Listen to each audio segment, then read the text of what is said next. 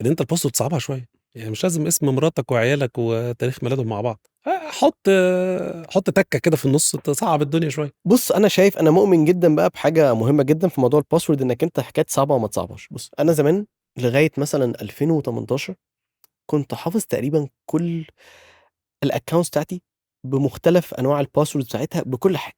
خش على الاكونت، ده انا بلوجن على ده بالهوت ميل بالباسورد الفلانيه، انا بلوجن على ده بالجيميل.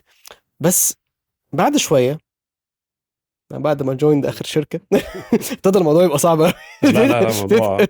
انا عايز اقول لك حاجه على الحته بتاعت البيرسونال الاي اي وكده. الهوت ميل بتاعي او الاوتلوك بتاعي كتير جدا بيقعد في حاجه اسمها ريسكي ساين انز او ساين انز، انت بتخش تشوف لاست اكتيفيتيز انت بتعملها، وده انا انصح الناس كلها تخش تشوفها عشان لو بجد حد نجح ان هو يعدي.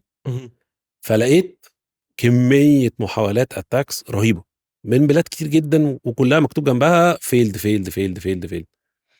فبرضه يعني قلت ايه، هريست الباسورد عشان ابقى سكيورد يعني، فعملت ريست للباسورد وبعدين تاني يوم برضه ايه، تك تك تك تك تك تك، محاولات كتير جدا.